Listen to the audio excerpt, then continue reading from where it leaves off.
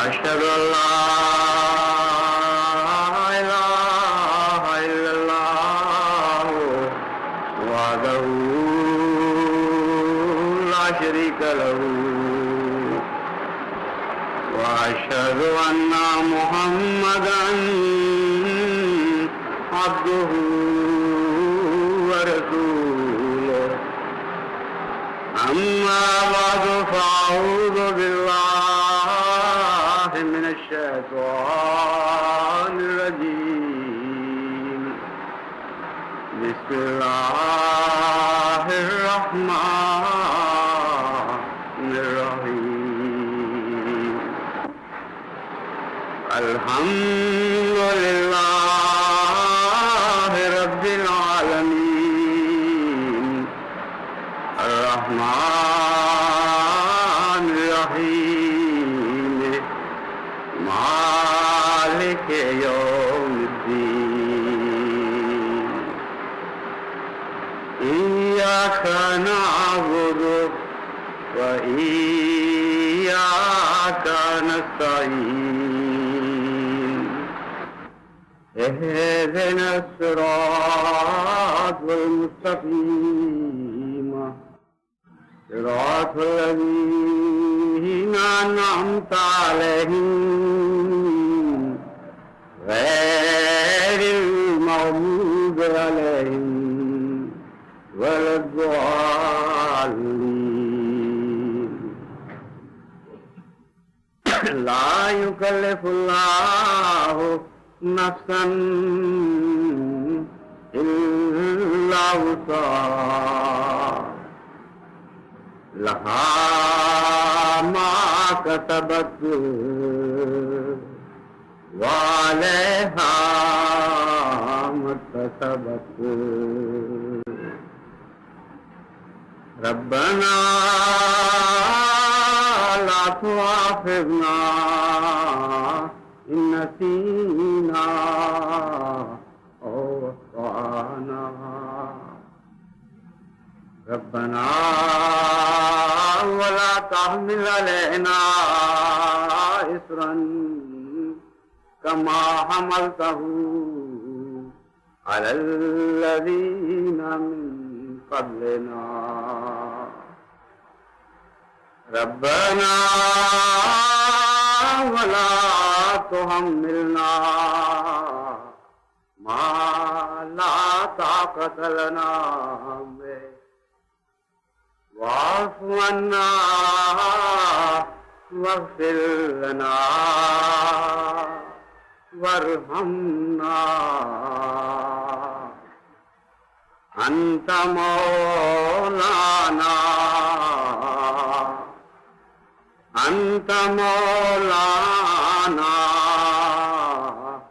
فانصرنا على القوم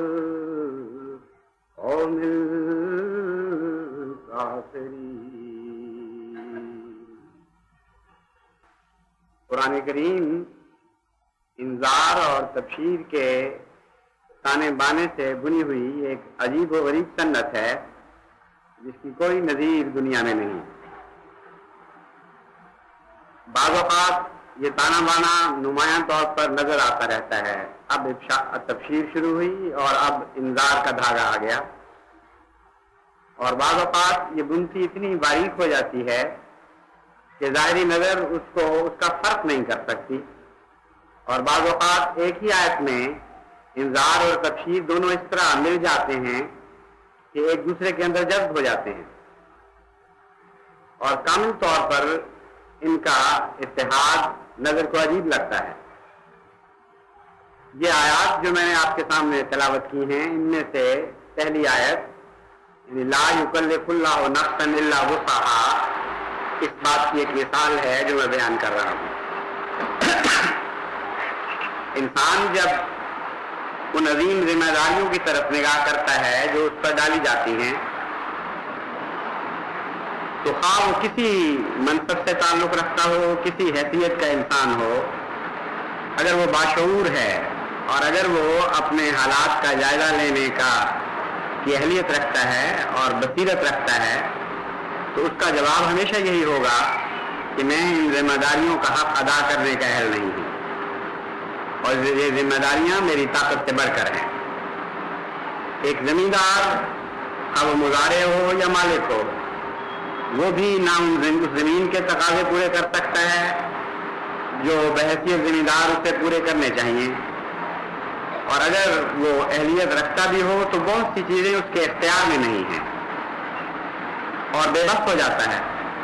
ایک مزدور اپنی مزدوری کے تقاضے پورے نہیں کر سکتا, ایک نگران تعمیر کی نگرانی کے تقاضے پورے نہیں کر سکتا.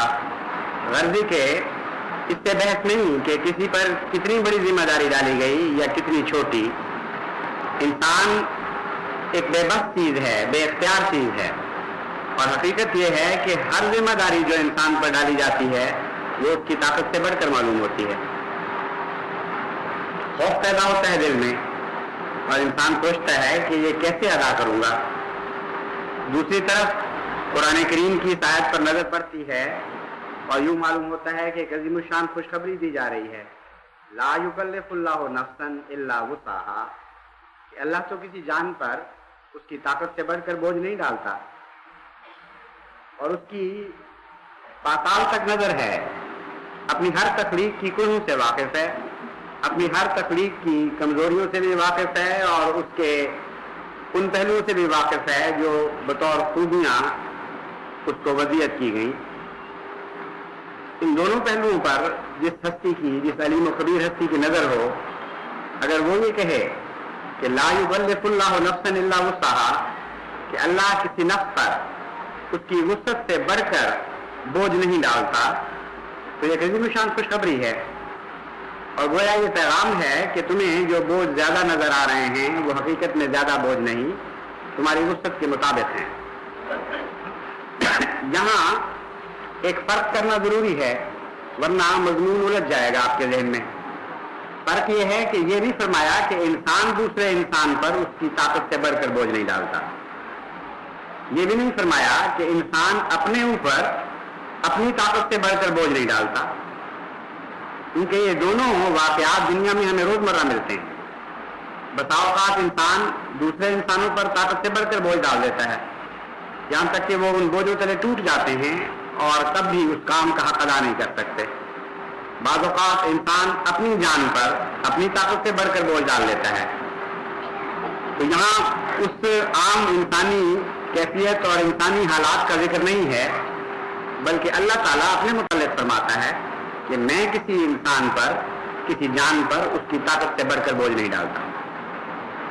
وہ انسان جو دوسروں پر طاقت سے بڑھ کر بوجھ نہیں ڈالنا چاہتے اور یہ ادعا کرتے ہیں کہ ہم طاقت کے مطابق بوجھ ڈالتے ہیں, وہ بھی دراصل اپنے ادعا میں خام ہوتے ہیں. ان کے اس دعوے کی کوئی حقیقت نہیں ہوتی, کیونکہ جب تک یہ جائزہ کوئی لینے کا اہل نہ ہو کہ کسی کی طاقت کیا ہے, اس وقت تک وہ یہ دعویٰ کر ہی نہیں سکتا کہ میں طاقت کے مطابق بوجھ ڈالتا ہوں یا طاقت سے بڑھ کر بوجھ نہیں ڈالتا. اشتراکی ایک نعرہ ہے کہ ہر شخص کو اس کی ضرورت کے مطابق دو اور اس کی طاقت کے مطابق اس سے کام لو. یہ دونوں نعرے اسی پہلو سے کھوکھلے ہیں کہ ہر انسان کے مزاج, اس کے اندرونی حالات, اس کے ماحول, اس کا ماحول, اس کے ماں باپ کے مزاج کے اثرات, اس کے اپنی بعض کمزوریاں, بعض اس کے مضبوط پہلو, یہ سارے مل کر اس کی ایک شخصیت کی تعمیر کرتے ہیں.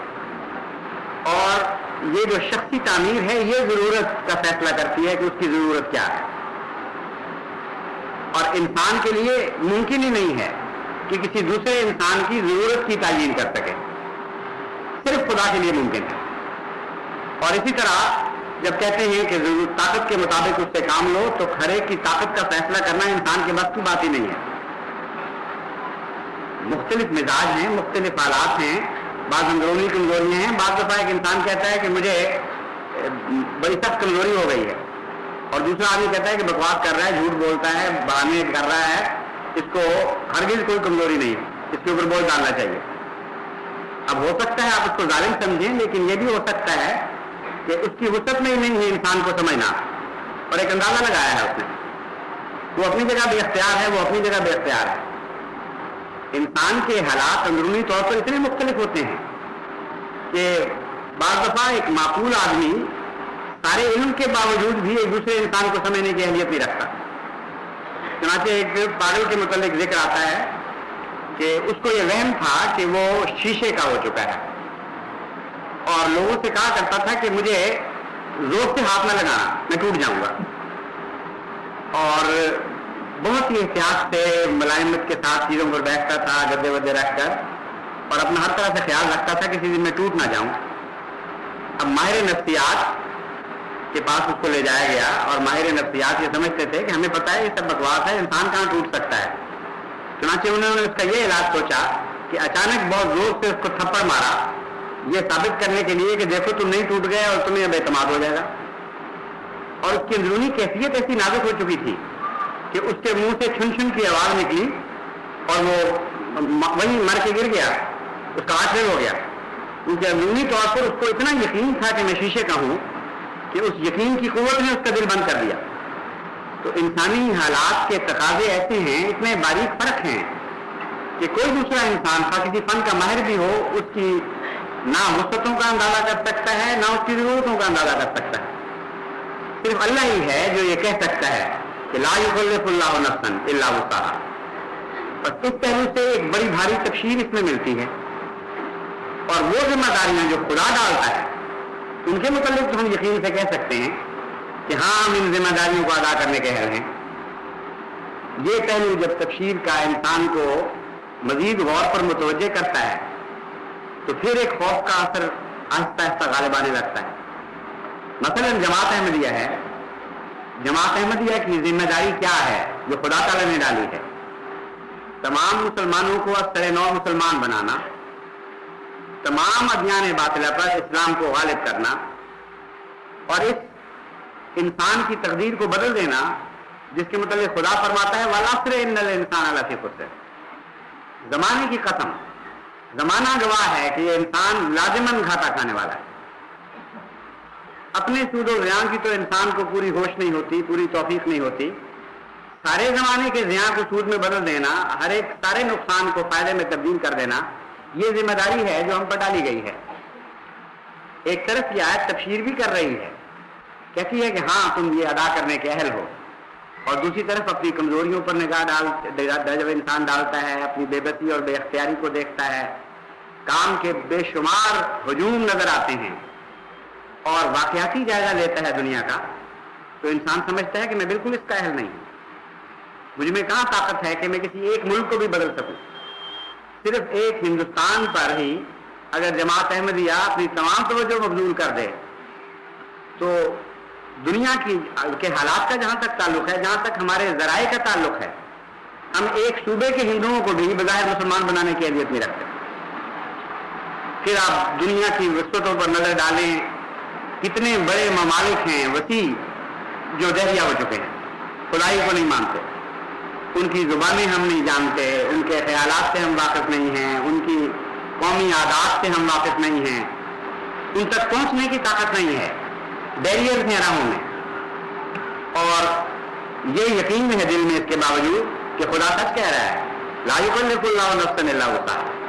हम पर जो बोझ डाला है वह हम उठाने के अहल हैं, लेकिन कैसे? अब ऑस्ट्रेलिया का सफर दरपेश है और इसी मामले पर गौर करते हुए मेरी तवज्जो इन आयात की तरफ मबजूल हुई कि ऑस्ट्रेलिया एक बर्रे आज़म है जिसको आज तक किसी गैर मजहब ने पता नहीं किया। ईसाइयत ने वहां एबॉरिजिन्स में कुछ नफूज किया, लेकिन जो ईसाई वहां आबाद हुए आज तक किसी ने उनके कुलूब को पता नहीं किया। और एक बड़ी कौम है, एक बहुत बड़ा फैला हुआ बर्रे आज़म है, और वहां हम एक मिशन की तामीर करने के लिए जा रहे हैं। और ऐसी एक दुनिया नहीं, ऐसी सैकड़ों दुनियाएं हैं जहां अभी तक हम कोई नफूज नहीं कर सके। फिजी है, एक छोटा सा जजीरा है बज़ाहिर, लेकिन अब तक की कोशिशों के बावजूद 5000 के लगभग वहां अहमदी हैं और लाखों की आबादी है। उसमें वहां भी एबॉरिजिन्स तो नहीं, लेकिन कदीम बाशिंदे उनके जो अफ्रीकन ममालिक से हिजरत करके आए थे उनकी एक भारी तादाद है, हिंदुओं की एक भारी तादाद है। और इन सबको मुसलमान बनाना, ऑस्ट्रेलिया तो छोड़िए, फिजी में भी बहुत मुश्किल नजर आता है। फिर सिलोन है, वहाँ के हालात ये हैं कि बुद्धिस्ट अक्सरियत में हैं और उन बुद्धिस्ट में आज तक हम नफूज नहीं कर सके। वहाँ जो हमारी तबलीग हुई है वो ज़्यादातर हिंदुस्तानी नस्ल के बाशिंदों में तबलीग हुई है। वही हैं जिनमें अहमदियत ने किसी जगह से रास्ता बनाया और अल्लाह ताला के फजल से कुछ लोग उनमें से अहमदी हुए।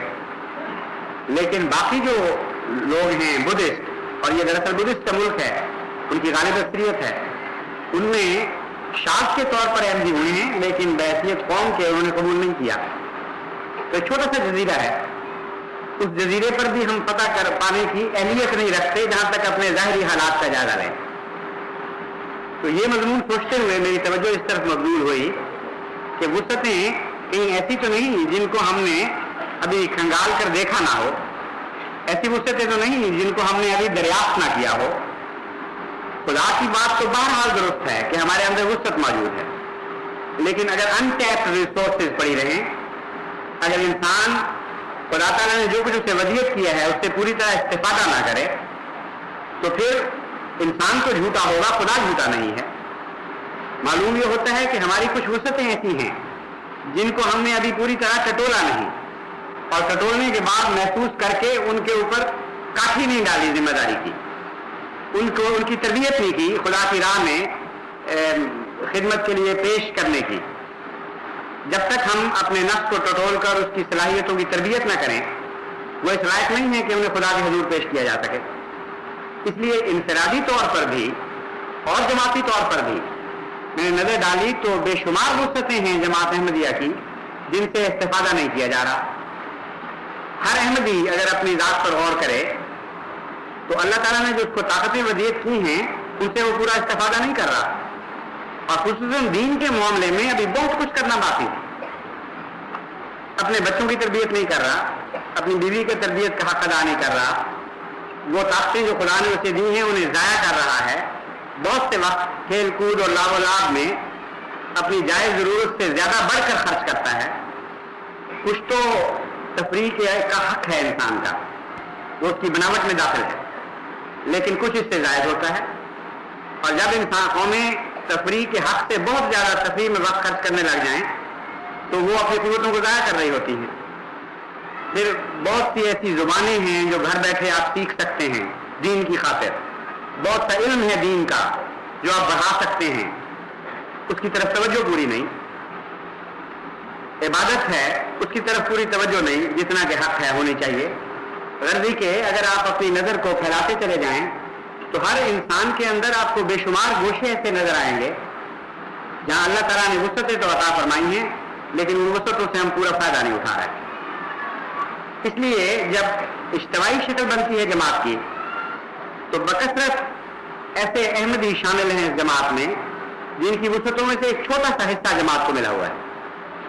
और फिर जमात की जो इज्तिमाई शक्ल बनती है उसमें तमाम जिम्मेदार जो कारकुनान जमात में शामिल हैं या जिन पर बोझ डाले जाते हैं वो आगे फिर अपनी जिम्मेदारियां पूरी तरह अदा नहीं करते और अपनी वुसअतों से फायदा नहीं उठाते। मुरब्बियान भी हैं ऐसे, मुबल्लिगीन बैरूनी ममालिक के भी हैं, दफ्तरों में काम करने वाले भी हैं। अगर वो अपने आप को टटोलना शुरू करें तो महसूस करेंगे कि अभी वो बहुत कुछ और भी कर सकते थे लेकिन नहीं कर सके या नहीं किया। तदब्बुर की बातें देखिए कि हर इंसान को खुदा ताला ने एक तदब्बुर का मलिका अता फरमाया है, फिक्र का मलिका अता फरमाया है, और तब मसाइल को जांचना और उनमें तदब्बुर करना और फिक्र के नतीजे में नई नई राहें तलाश करना ये इंसान की फितरत में वसीयत है। लेकिन इस पहलू से भी हर वक्त एक अहमदी का जमाती मसाइल में मुनहमिक होना ये हमें नजर नहीं आता। बताओ अक्सर अहमदी अपने दुनियावी और घरेलू मसाइल में तो उलझे हुए दिखाई देते हैं, लेकिन कम हैं जो दिन रात इस फिक्र में गलता हों कि दीन का क्या बनेगा, हम अपनी जिम्मेदारियां कैसे अदा करेंगे, कामों को आसान करने के क्या जराए हैं, किस तरह हम थोड़ी कोशिश के साथ ज्यादा हासिल कर सकते हैं। ये भी सारी सोर्सेज अनटैप पड़ी हुई हैं। लेकिन ये सब कुछ मैंने सोचा और एक अंदाजा लगाया, उसके बावजूद میرے دل کا زیارتدارانہ فیصلہ یہ تھا کہ سارے احمدی اپنی ساری طاقتیں بھی جھونک دیں تب بھی یہ ذمہ داری ادا نہیں کر سکتے. بہت بڑی ذمہ داری ہے. جہاں ہمارے دائرے پھیل رہے ہیں وہاں اندرونی ذمہ داریاں مزید پیدا ہوتی چلی جا رہی ہیں. اگلی نسلوں کی تربیت کے مسائل ہیں, ان میں پیغام کو زندہ رکھنے کا سوال ہے. ایک نیکی پر قائم ہو کر پھر اسے چھوڑنے کا جو رجحان قوموں میں ملتا ہے, تانا خانی کا رجحان ملتا ہے, یہ بھی ایک بڑی خطرناک چیز ہے. تو جہاں دائرے پھیلتے جاتے ہیں وہاں اندرونی تربیت کے معاملے بھی زیادہ سنگینی اختیار کرتے چلے جاتے ہیں. پھر تیزی کے ساتھ اگر آپ پھیلنا بھی شروع کر دیں تو ان کی تربیت کے مسائل اتنے خطرناک سامنے آئیں گے کہ اگر ہمارے اندر ان نئے آنے والوں کی تربیت کی پوری اہلیت نہ ہوئی تو جس تیزی کے ساتھ وہ آئیں گے اسی کی تیزی کے ساتھ اہمیت کو بگاڑنے لگ جائیں گے, اسی تیزی کے ساتھ دین کو نقصان پہنچانے لگ جائیں گے. تو ان پہلوؤں پر غور کرنے کے بعد میں نے محسوس کیا کہ قرآن کریم سے تو انسان ہدایت نہیں پا سکتا جب تک تقویٰ کے ساتھ ہدایت کی تلاش نہ کرے. اور تقویٰ یہ نہیں ہے کہ قرآن کی کوئی بات سمجھ آئے نہ آئے تم کہہ دو کہ ہاں سمجھ آ گئی. تقویٰ یہ ہے کہ جو نہیں سمجھ آئی اس کو اس حد تک تسلیم کرے کہ ہاں ہمیں نہیں سمجھ آئی. تو میرے نفس نے یہ فیصلہ کیا بڑی دیانتداری کے ساتھ کہ جہاں تک احمدیت کی وسعت کا تعلق ہے, اس کی اندرونی طاقتوں کے ہر فرد کی اور جماعت کی اندرونی طاقتوں کے مجموعے کا نام ہی جماعت کی وسعت ہے. اس وسعت پر اگر ہم نظر ڈالیں تو ہم ان ذمہ داریوں کو ادا کرنے کے اہل نہیں ہیں جو ذمہ داریاں تمام دنیا میں اسلام کے تقاضے پورے کرنے کی ہمارے کندھوں پر ڈالی گئی. اسلام کی تبلیغ کے, اس کے نفاذ کے, اس کو زندگی کا ایک ناقابل تقسیم جز بنا دینا, یہاں تک کہ وہ نسل بعد نسل فطرت ثانیہ کے طور پر لوگوں کی رگوں میں جاری ہو جائے. یہ ہے بنیادی تقاضا اسلام کا جسے ہم نے پورا کرنا ہے اور ہم اس کے اہل نہیں ہیں. پھر اللہ تعالیٰ اس کے باوجود توجہ منتقل فرماتا ہے لا یکلف اللہ نفسا الا وسعها. تمہارے اندازوں میں کوئی غلطی ہوگی, ہو سکتا ہے بعض وسعتیں تم نے دیکھی نہ ہو, پھر نظر دوڑاؤ, پھر تلاش کرو. این ممکن ہے کہ کچھ ایسی وسعتیں ہوں جن پر تم نے نظر نہ کی ہو. اس پہلو سے جب میں نے دوبارہ غور کیا تو جو مجھے محسوس ہوا کہ انسان کی وسعتیں صرف اس کی ذات تک یا اس کی جماعت تک محدود نہیں ہوا کرتی, بلکہ اس کے تعلقات اور اس کی دوستیاں بھی تو وسعتوں میں شامل ہوا کرتی ہیں. ایک چھوٹا سا ملک اگر ایک بڑے ملک کا دوست ہو تو کیسی ضرورت سے آنکھ اٹھا کر بڑی بڑی طاقتوں کو چیلنج کرتا ہے, کہتا ہے تو مجھے نہیں مٹا سکتے اس لیے کہ فلاں ملک میری پشت پناہی کر رہا ہے.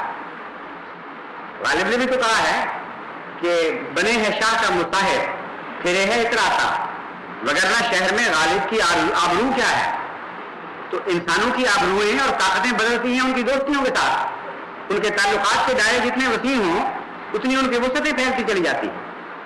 تو لازماً اس سمت میں کوئی حل ہے جس کی طرف ہمیں توجہ کرنی چاہیے. تو مان دیکھا تو اگلی آیت یہی سکھا رہی ہے. اس کے مان بعد دعا کا مضمون شروع ہو جاتا ہے. اللہ تعالیٰ فرماتا ہے ربنا لا تؤاخذنا ان نسینا او اخطانا. اے خدا ہم تو بالکل بیکار اور ناکارہ لوگ ہیں, ہماری وسعتوں میں تو نے اپنا تعلق داخل کر دیا, تبھی ایسے عظیم الشان کام ہمارے سپرد کر رہا ہے جو ناممکن ہے انسان کی بساط میں نہیں ہے کہ وہ ان کو پورا کر سکے. تو جب تک دوست ہے ہماری وسعت ہے, جب تو نے تعلق توڑ دیا تو ہماری کوئی بھی وسعت نہیں.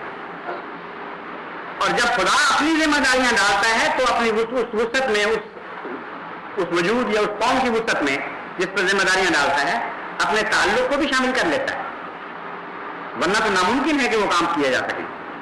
بس اس پہلو سے مان باپ آنے والی دعا نے مجھے سکھا دیا کہ دراصل ہماری وسعتیں ہمارے خدا میں ہیں, ہماری تمام طاقتوں کا سرچشمہ ہمارا خدا ہے, اور جتنا زیادہ گہرا تعلق ہم اپنے رب سے کریں گے ہماری وسعتیں پھیلتی چلی جائیں گی.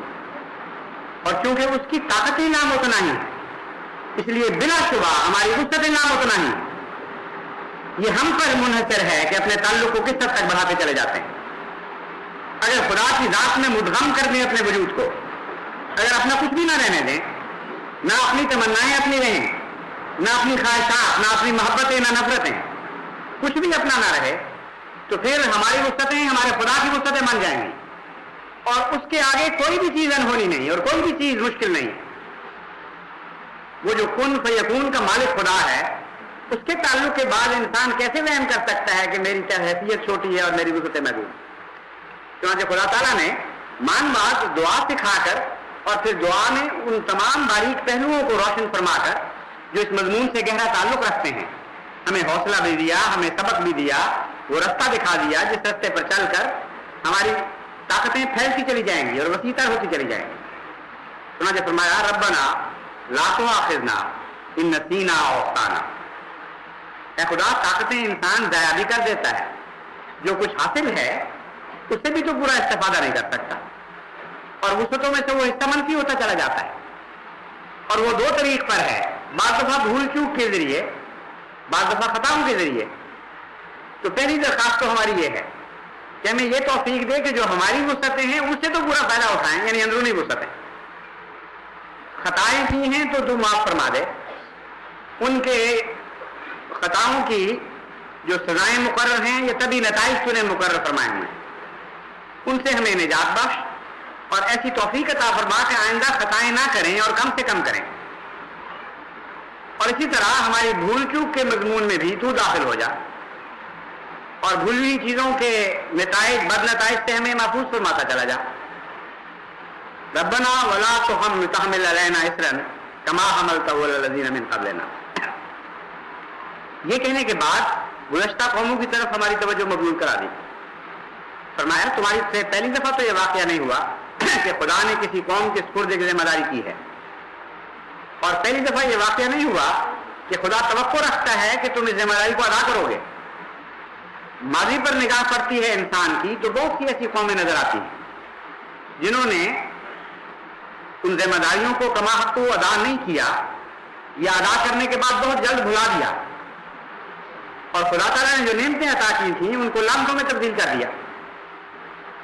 چنانچہ خدا تعالیٰ فرماتا ہے کہ ماضی کے انسان سے بھی سبق سیکھو، تمہاری کچھ وسعتیں ایسی ہیں جو ماضی میں بھی پھیلی پڑی ہیں، کچھ کمزوریاں تم نے ورثے میں پائی ہیں پرانی قوموں سے، کچھ بد عادات ایسی ہیں جو پہلے انسان میں پیدا ہوتی رہی ہیں، اس طرف بھی متوجہ کرو۔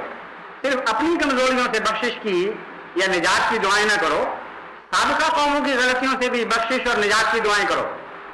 یہ ابھی تک منفی مضمون چل رہا ہے۔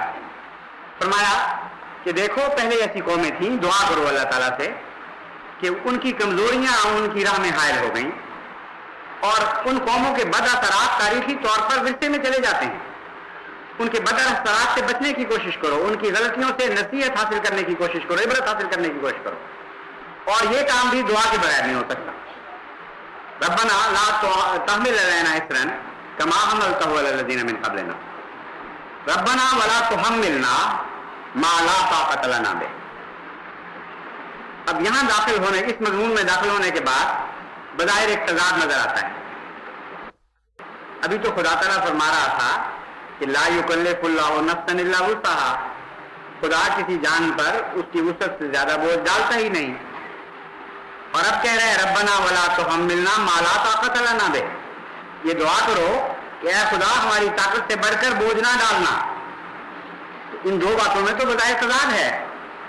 جو خدا یہ عہد کر چکا ہو تم سے ابھی ایک آیت پیچھے کہ میں ہرگز تم پر تمہاری طاقت سے بڑھ کر بوجھ ڈالتا ہی نہیں، اس پر اعتماد کیوں نہیں کرتے، یقین کیوں نہیں کرتے اس بات پر، اور کیوں دعا کرتے ہو پھر کہ اے خدا ہم پر ہماری طاقت سے بڑھ کر بوجھ نہ ڈالنا؟ یہ جو مضمون ہے اس میں بہت ہی لطیف بعض حکمتیں اللہ تعالیٰ نے بیان فرما دی۔ امر واقعہ یہ ہے کہ انسان کی طاقتیں اور وسعتیں ان دونوں میں ایک فرق ہے، اور جب آپ وسعت اور طاقت کو ہم معنی بنائیں تو وہاں یہ اعتراض اٹھتا ہے، جہاں اس فرق کو محفوظ رکھ لیں وہاں یہ اعتراض نہیں اٹھتا۔ مثلا ایک بچہ ہے، اس کی وسعت میں یہ بات داخل ہے کہ جب وہ اپنی پیک کو، اپنے انتہا کو پہنچے گا تو ایک عظیم الشان پہلوان بنے گا۔ اگر اس نے پہلوان بننا ہو، اگر مثلا اس نے دنیا کا سب سے بڑا ویٹ لفٹر بننا ہو، بوجھ اٹھانے والا، تو اس کی وسعت میں یہ بات داخل ہے کہ وہ ایک زمانے میں جا کر بہت ہی عظیم الشان پہلوان ثابت ہوگا بوجھ اٹھانے کے میدان میں، اور ویسا ایسا ریکارڈ قائم کرے گا کہ دنیا میں کوئی بھی اس کو توڑ نہیں سکتا۔ لیکن اس کی طاقت میں یہ بات داخل نہیں، کیونکہ بچہ ابھی اس وسعت تک پہنچا نہیں ہے، ابھی اس مقام سے پیچھے ہے. اس کی طاقت میں تو صرف یہ بات داخل ہے کہ آپ ہاتھ پکڑ کے اس کو چلائیں ورنہ گر پڑے گا، اپنا بوجھ بھی نہیں اٹھا سکتا. تو ایک عظیم الشان مضمون میں انسان کو داخل کر دیا خدا تعالیٰ نے، انسان کے ذہن کو، اور فرمایا کہ دیکھو وسعتیں تو تمہاری بہت ہیں، لیکن تمہیں وسعتوں کو استعمال کا کرینہ بھی تو ہم ہی سکھائیں گے، تمہاری طاقتوں کو رفتہ رفتہ ہم ہی بڑھائیں گے. تو ہم سے یہ دعائیں کرو کہ اے خدا تیری تقدیر ہم نے اچانک ایسے مشکل کاموں کا سامنا نہ کرا دے جو ہماری وسعت میں تو ہیں لیکن ہماری غفلتوں کے نتیجے میں ہم نے ابھی تک حاصل نہیں کی. یہاں یہ مضمون پھر ایک دو شاخہ مضمون بن جاتا ہے اور تحمل اور غور سے ہمیں آگے بڑھنا پڑے گا.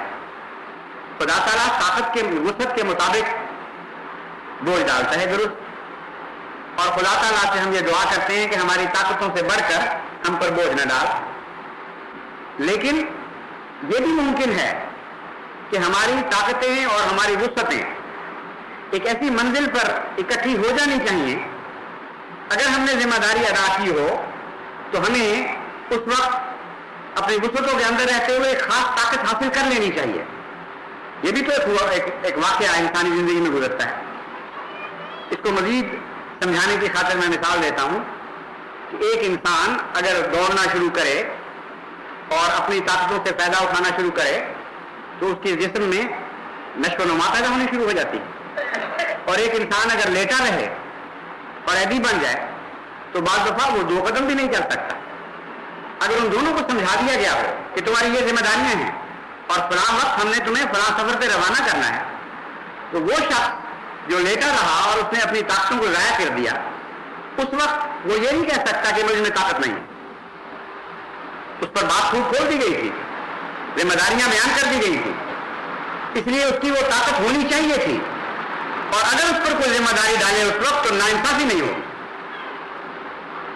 تو بسا اوقات یہ ہو سکتا ہے کہ ہماری وسعتوں کے اندر ایک چیز ہو اور ایک خاص وقت کی منزل پر جا کر ہمیں جو خدا تعالیٰ نے خوب کھول کر ہماری ذمہ داریوں کو بیان فرما دیا ہے، ان سے آگاہ کر دیا ہے، اس وقت پر جا کر ہم پر وہ بوجھ پڑنا ہو، لیکن اپنی غفلت اور اپنی نالائکی کے نتیجے میں ہم نے اپنی وہ طاقت ڈیولپ نہ کی ہو.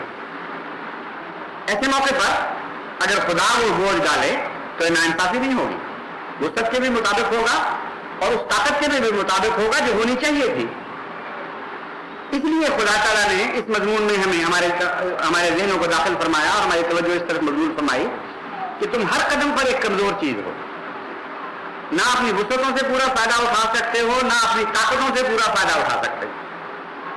اس لیے پھر تمہاری وسعتوں میں دعا داخل نہیں ہوگی تو تم کچھ بھی نہیں کر سکو گے، علم داخل نہیں ہوگا تو تم کچھ بھی داخل نہیں کر سکو گے.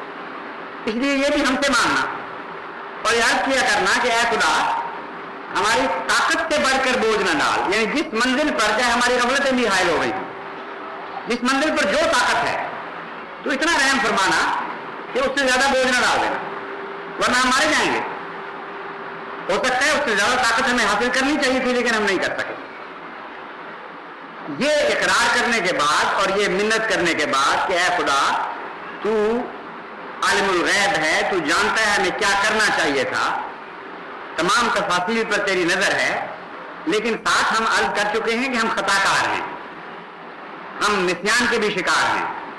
بار بار ہمیں نصیحت کی جاتی ہے پھر باتیں بھول جاتے ہیں، بار بار یاد کرائی جاتی ہیں پھر ذہن سے اتر جاتی ہیں، ذمہ داریاں دکھلا دی جاتی ہیں پھر نظر سے اوجھل ہو جاتی ہیں. تو اتنے کمزور لوگ ہیں، اس لیے ہم سے رحم کا سلوک فرما اور جو طاقت ہماری ہونی چاہیے اس پر فیصلہ نہ کرنا، جو طاقت ہو کسی منزل پر اس کے مطابق ہم سے سلوک کرنا، لیکن پھر ان طاقتوں کو بڑھاتے چلے جانا. آگے ایک مضمون آئے گا جو بالآخر بات کو کھول دے گا کہ ہم نے کہاں تک پہنچنا ہے اور کیا ماننا ہے. واقعنا واغفر لنا، اے خدا 2 قسم کے معاملات ہم سے فرما. واقعنا درگزر فرما. درگزر فرمانا اور مغفرت فرمانا ان دونوں چیزوں میں فرق ہے اور ایک کے بعد دوسری رکھی گئی ہے.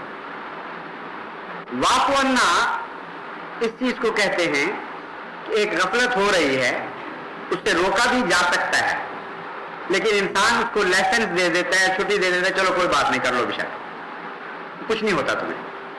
چنانچہ ماں باپ بعض دفعہ بچوں کو بعض کھیلنے دیتے ہیں جن سے وہ ویسے منع کرتے رہتے ہیں, لیکن تھوڑی سی اگر وہ کھیل لیں, ذرا سا مشغلہ کر لیں تو وہ اعراض کر لیتے ہیں, آنکھیں پھیر لیتے ہیں. اور بعض دفعہ بےہودہ حرکتیں کر رہے ہوں بچے تو ماں باپ دیکھتے نہیں, عمدن ان کی آنکھوں میں غفلت سی آ جاتی ہے کہ گویا ہم نے دیکھا ہی کچھ نہیں. اس کو کہتے ہیں اللہ تعالیٰ واعف عنا, ہم سے عفو کا سلوک فرما. چنانچہ میں نے دیکھا ہے حضرت مسلم موعود کا بھی یہ طریق تھا, کیونکہ انہوں نے تو اپنی عادتیں قرآن سے سیکھی تھی. بچے کبھی کوئی بعض بار لوڈو کھیلتے ہیں اور حضرت پسند نہیں کیا کرتے تھے کہ وقت ضائع کریں, لیکن سمجھتے تھے کہ آخر بچے ہیں, کبھی کبھی لوڈو کھیلنے بھی دیتے تھے. اور اس طرح کے آئے ہیں تو اس طرف نظر ہی نہیں ڈالی, اوپر نظر سے باتیں کر کے واپس چلے گئے, وہ دیکھا ہی نہیں. اور جب دیکھتے تھے کہ زیادتی کرنے لگ گئے ہیں تو پھر وہ نظر نیچے ڈالتے تھے اور ہمیں بتا دیتے تھے کہ اب میں پکڑنے پر آیا ہوں. تو انسان سے اگر عفو کرنے والا کوئی سلوک کر رہا ہو تو پھر غلطیوں کا امکان اس وجہ سے بھی بعض دفعہ ہو جاتا ہے. بہت ہی پیار کرنے والا وجود ہو اور عفو کرنے والا وجود ہو تو اس کے نتیجے میں تو بعض دفعہ حوصلے بڑھ جاتے ہیں گناہوں کے. اس کے نتیجے میں بھی تو انسان بعض دفعہ جان بوجھ کر غلطیاں کرنے لگ جاتا ہے کہ بہت ہی مہربان ہے ہمارا آقا. تو فرمایا جب تو عفو کا سلوک فرمائے گا تو پھر بخشش کی بھی تیاری کر لینا, ہم سے لازماً پھر کچھ اور غلطیاں بھی ہوں گی. اور ورحمنا نے بات کھول دی کہ اے خدا, دراصل بات یہ ہے کہ ہم اپنے طور پر, اپنی طاقتوں پر, اپنے ذرائع سے کچھ نہیں کر سکتے, رحم کر ہم پر, بیکار لوگ ہیں اور تسلیم کرتے ہیں کہ ہم بیکار لوگ ہیں. رحم کر اور جو تو نے ذمہ داریاں ڈالی ہیں ان میں ہماری وسعتوں پر نگاہ نہ کر, اپنی وسعت پر نگاہ فرما. انت مولانا نے یہ بات کھول دی. آخری تان اس بات پہ ٹوٹی کہ ہم نے مضمون اس طرح شروع کیا کہ خدا نے سب کچھ ہمیں عطا فرمایا ہے, وسعتیں عطا کی ہیں, ہم اپنے آپ کو ٹٹولیں, دیکھیں اور اس کام میں آگے بڑھیں, پوری ذمہ داری کے ساتھ آگے بڑھنے لگے. پھر محسوس ہوا کہ سب ذمہ داریاں ادا کرنے کے باوجود بھی ہم میں طاقت نہیں, کام بہت زیادہ ہے. پھر نظر نے ڈھونڈا تو پتہ چلا کہ ہماری وسعتیں تو دراصل خدا کی طرف ہیں, اس سمت میں کھلے ہوئے ہیں رستے وسعتوں کے. اس سمت میں آگے بڑھے تو ایک بہت ہی پیارا مضمون نظر آیا. ہر قدم پر مغفرت ہے, بخشش ہے, خطاؤں کی معافی ہے اور محبت اور پیار کا سلوک ہے. اور بالآخر خدا کہتا ہے کہ تم تعلق مجھ سے رکھ لو, میری طرف جھکنا سیکھ لو, بس یہ میں تم سے کہتا ہوں. پھر میری وسعتیں تمہاری وسعتیں ہو جائیں گی. پھر تم اس مقام پر کھڑے ہوگے کہ کہو کہ ربنا انت مولانا, ربنا انت مولانا فانصرنا علی القوم الکافرین. کیا خدا بات تو یہی ختم ہوتی ہے کہ ہمارا دوست تو ہے, اور جس کا تو دوست ہو اس کے مقدر میں شکست کہتی, جس کو تیری طاقتیں نصیب ہو جائیں وہ کسی اور طرف سے کیوں مدد مانگے, کیوں کسی اور طرف جھکے اور کہے کہ ہمارے فلاں معاملے میں ہماری مدد کرو. وہ تو صرف اس سے مانگے گا اور اس بات پر ناز کرے گا کہ اللہ ہمارا مولا ہے.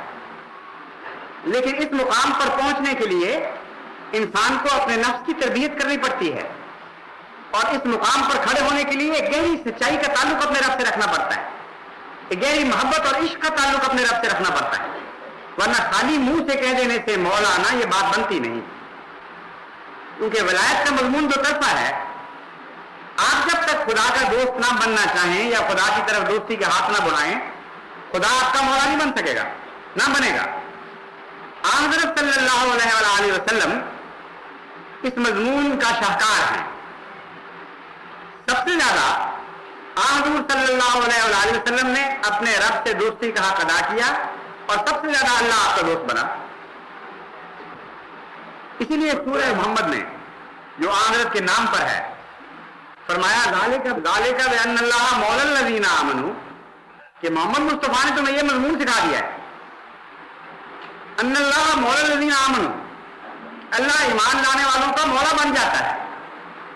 وان الکافرین لا مولا لهم, اور جو انکار کرنے والے ہیں ان کا کوئی مولا ہی نہیں. تو مولا والا ہی فتح پائیں گے ان لوگوں پر جن کا مولا کوئی نہیں ہے. اس لیے فرمایا یہ دعا کرو کہ انت مولانا فانصرنا علی القوم الکافرین، کہ تو ہمارا مولا بن چکا ہے اور کافروں کا مولا کوئی نہیں، اس لیے لازمی نتیجہ نکلنا چاہیے کہ ہمیں پتہ نصیب ہے۔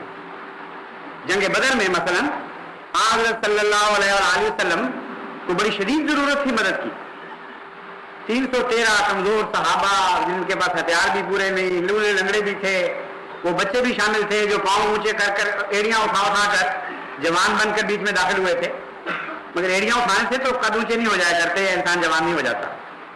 اس کمزوری کی حالت میں ایک عرب کا مشہور پہلوان جو فنون حرب کا چوٹی کا ماہر سمجھا جاتا تھا، اس کی کوئی دشمنیاں تھیں جو ان سے اتارنا چاہتا تھا۔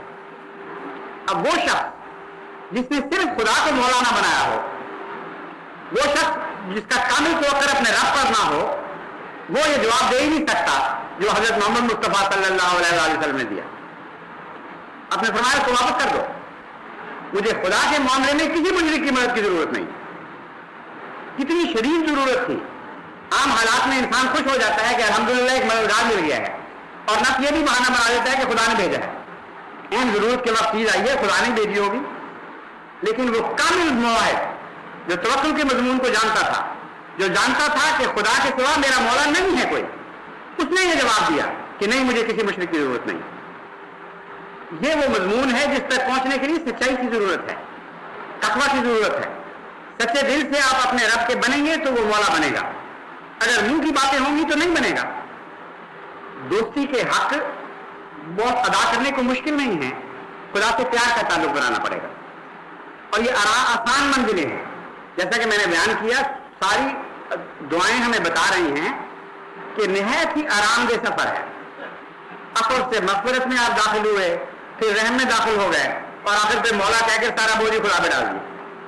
اس سے زیادہ بھی آسان سفر ہو سکتا ہے، لیکن بدقسمت ہے انسان جو یہ سفر بھی اختیار نہیں کرتا۔ اس میں جذبات کا رخ خدا کی طرف موڑنا پڑتا ہے، سچے پیار کا سلوک اپنے رب سے کرنا پڑتا ہے، اس سے محبت کرنی پڑتی ہے، اس کو اپنے وجود پر غالب کرنا پڑتا ہے۔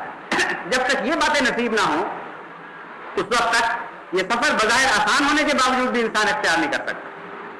اس لیے اپنی ذمہ داریوں کو آپ محفوظ رکھیں، بے انتہا کام ہے۔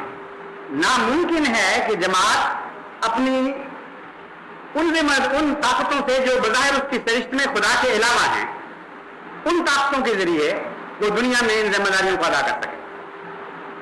90 سال ہو گئے اس ملک میں یا اس بر صغیر میں، اور اپنی طاقتیں جن میں خدا کے فضل بہت سے شامل ہیں، وہ ملا کر بھی آج تک ہماری یہ کیفیت ہے کہ اس ملک میں ہمیں اپنے آپ کو مسلمان کہنے کا حق نہیں دیا جا رہا۔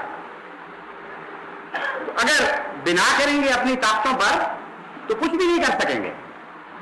اس لیے زیادہ تر متوجہ ہونا پڑے گا اپنے رب کی طرف، زیادہ تعلق اور پیار کا تعلق قائم کرنا پڑے گا اپنے رب کی طرف۔ جتنی کثرت کے ساتھ اہل اللہ پیدا ہوں گے، مولا کے مقابلے پر ولی رکھا ہوا ہے اللہ اللہ، بندے کے لیے لفظ ولی آتا ہے، اس کے مقابلے پر خدا ان کا مولا ہوتا ہے جو ولی ہوتے ہیں اپنے رب کے۔ اس لیے آپ کو ولی ہونا پڑے گا، ہر ایک میں آپ میں سے ایسا ہو کہ اس کے یقین ہو کہ خدا میرے دوست ہے، وہ اسے پیار کرتا ہے۔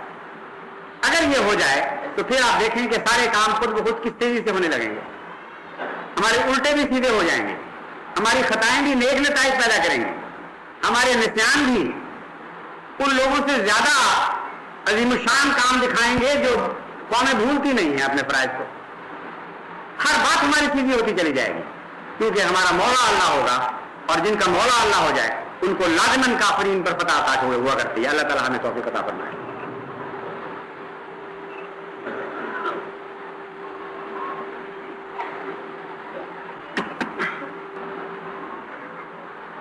الحمدللہ نحمدہ ونستعینہ ونستغفرہ ونؤمن بہ ونتوکل علیہ ونعوذ باللہ من شرور انفسنا ومن سیئات اعمالنا من يهده الله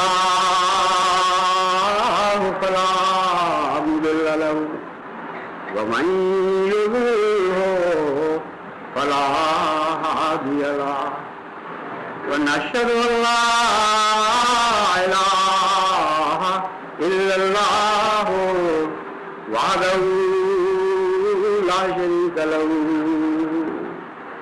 ونشهد أن محمدا عبده ورسوله عباد الله رحمكم الله إن الله يأمر بالعدل والإحسان وإيتاء ذي القربى وينهى عن الفحشاء والمنكر والبغي يعظكم لعلكم تذكرون اذكروا الله يذكركم وادعوه يستجب لكم ولذكر الله أكبر